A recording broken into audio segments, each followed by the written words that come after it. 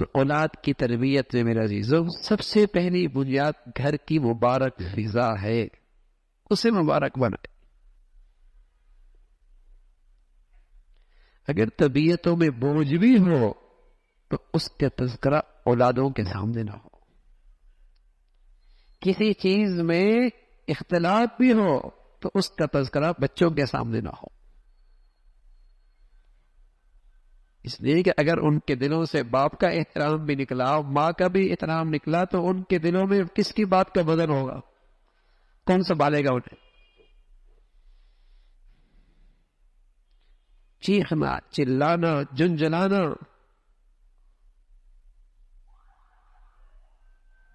اس کا اثر بڑا منفی پڑے گا اولاد۔ تو پہلی فضا ہے گھر کی فضا۔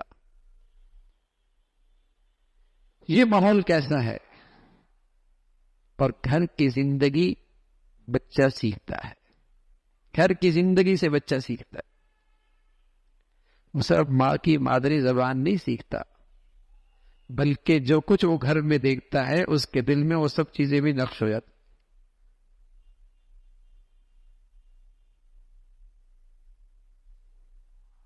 گھر کی فضا اچھی بناؤ،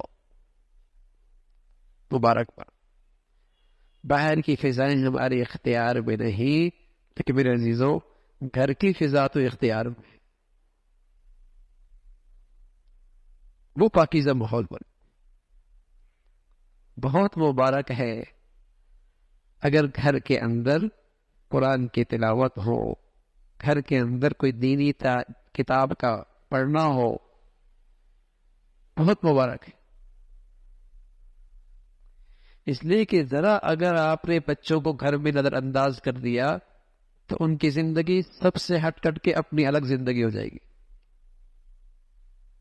پھر کسی اور کی باتیں سنیں گے اور کسی اور سے سیکھیں گے اور کسی اور سے پڑھیں گے، اس لیے کہ آپ نے انہیں توجہ نہیں دی، اور ان کے پاس وہ آلات موجود ہیں، ان کے پاس وہ اسباب موجود ہیں کہ وہ فوراً ان سے اپنی دوستیاں لگا لیں گے، یاریاں لگا لیں گے، تعلقات بنا لیں گے، ان سے سیکھیں گے، ان سے پڑھیں گے، ان کے پاس بیٹھیں گے۔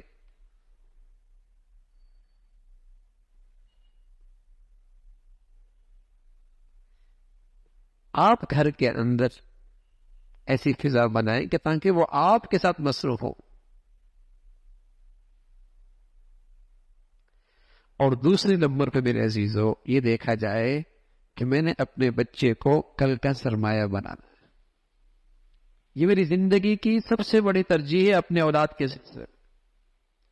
اولاد کے سلسلے میں میری سب سے بڑی ترجیح ہے کہ یہ کل کے لحاظ سے میرا سرمایہ بن جائے، اللہ کا فرما بردار بن جائے، یہ میری سب سے بڑی ترجیح ہے۔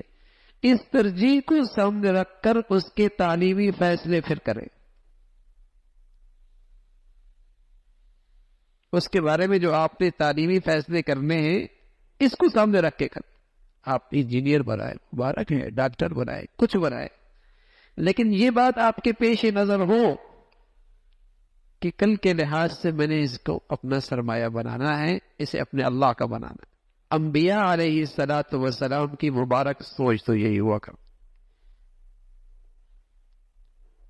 من لدنک ولییا یرثنی ویرث من آل یعقوب واجعلہ رب رضیا۔